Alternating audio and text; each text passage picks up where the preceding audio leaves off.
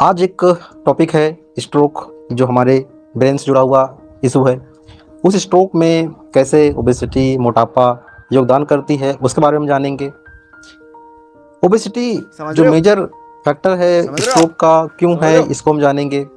क्योंकि जो स्ट्रोक होता है, वो स्ट्रोक के अंदर होता क्या है कि सिर के अंदर हमारे जो ब्लड की सप्लाई होती है ब्रेन के अंदर, कहीं ना कहीं वो ब्रेक होने की वजह से जो हमारे ब्रेन टिश्यू हैं वो डेड हो जाते हैं। और जो स्ट्रोक होता है वो बेसिकली टू टाइप का होता है।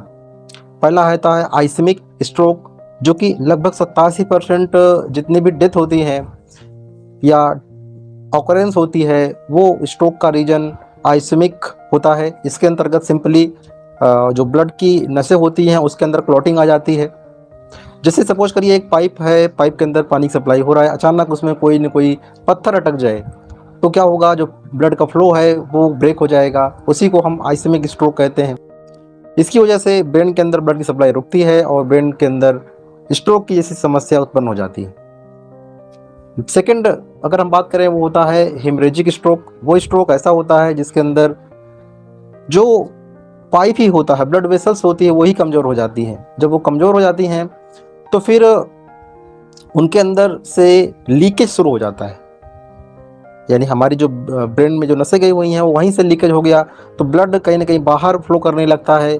तो ब्लड वेसल्स के रैप्चर होने से, खराब होने से ब्लीडिंग शुरू होती है। उसको हम हेमरेजिक स्ट्रोक कहते हैं, यानी कि ब्लड बहना शुरू हो जाता है। और इन सारी चीज़ों में ओबेसिटी का मेजर रोल है, मेजर फैक्टर है, क्योंकि ओबेसिटी बहुत बड़ा कारक है इन सारी चीज़ों के घटित होने में। जैसे कि पहला जो फैक्टर है वो कैसे ओबेसिटी हमें प्रभावित करता है, तो वो है हाई ब्लड प्रेशर।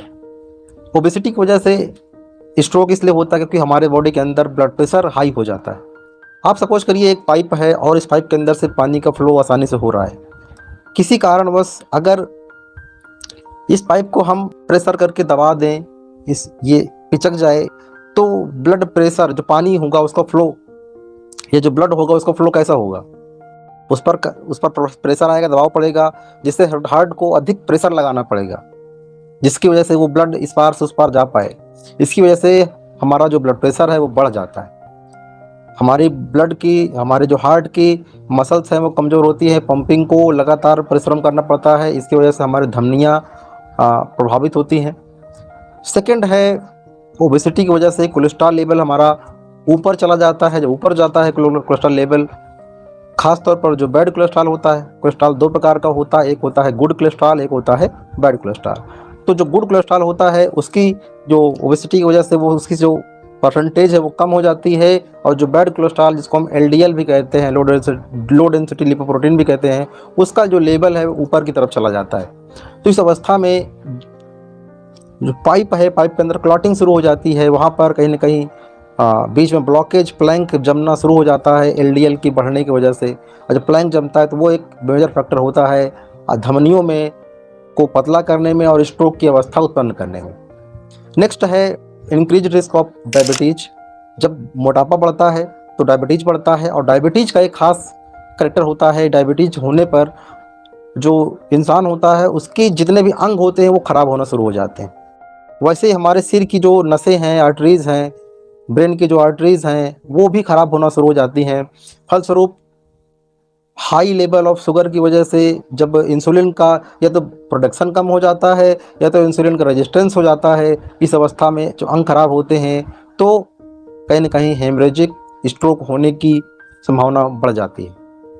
नेक्स्ट है स्लीप एपनिया, यानी निद्रा की समस्या।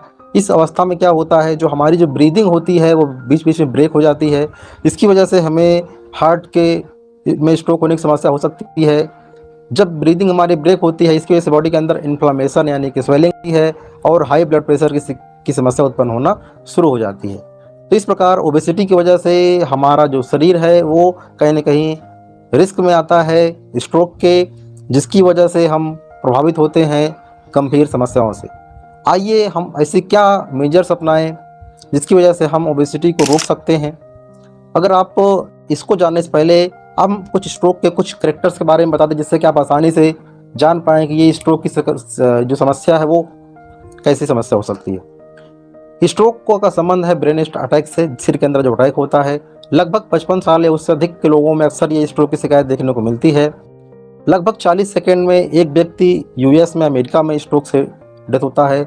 लगभग 2 मिलियन ब्रेन सेल्स पर मिनट स्ट्रोक की वजह से मरना शुरू हो जाती है। इसके लिए आपको याद रखना है बी फास्ट। स्ट्रोक कंडीशन में बी फास्ट, यानी कि बी का मतलब होता है बी फॉर बैलेंस। जब व्यक्ति को स्ट्रोक आता है तो उसका जो बैलेंस है, डिजीनेस आती है, बैलेंस खराब हो जाता है, वो गिर सकता है।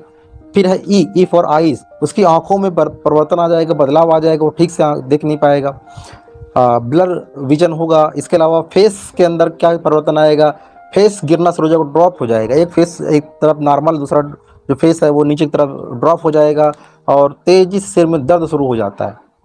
तो ये एफ से फेस के अंदर अटैक आता है। ए से होता है आर्म, यानी जो हमारे हाथ हैं वो कोई ना कोई अंग जो है वो उसके अंदर वीकनेस आती है, नमनेस आती है, वो सुन्न पड़ जाता है, हाथ काम नहीं करता है। फिर यस से स्पीच, यानी कि वो बोलने में बहुत तकलीफ उसको होती है, वो कन्फ्यूज होता है कि क्या मुझको हो गया है, वो समस्या समझ नहीं पाता है। इसके अलावा यस से टाइम, यानी कि बहुत कम टाइम में ये समस्या होती है और तुरंत आपको 108 पे कॉल करके तुरंत मेडिकल हेल्थ या मेडिकल सपोर्ट लेने की ज़रूरत आपको होती है। तो बी फास्ट याद रखना है इस कंडीशन में। यानी कि जब स्ट्रोक हमारे बॉडी के अंदर आएगा तो सिंपली सिर के अंदर में कन्फ्यूजन क्रिएट हो जाएगा, क्या करें क्या ना करें, सिर में दर्द होगा, आँखों से ठीक से दिखाई नहीं पड़ेगा, हाथ एक तरीके से काम नहीं करेगा, पैरालिसिस जैसी समस्या उत्पन्न हो जाएगी। इसके अलावा वीकनेस आएगी, हमारा जो कोऑर्डिनेशन है यानी कि बैलेंस है वो ख़राब हो जाएगा, हम ठीक से बोल नहीं पाएंगे, हमारा फेस ड्रॉप होना शुरू हो जाएगा। ये कुछ करेक्टर्स हैं जिससे पहचान पाएंगे कि व्यक्ति के अंदर स्ट्रोक का अटैक हुआ है।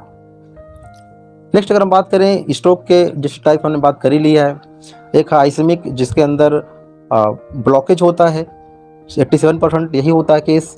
सेकंड जो होता है वो होता है हेमरेजिक स्ट्रोक, यानी कि जब इंसान के जो आर्टरीज हैं, धमनियाँ होती हैं, उसके अंदर कहीं ना कहीं ब्लॉकेज होता है, वो रैप्चरिंग होती है, तो फिर ब्लीडिंग शुरू हो जाती है।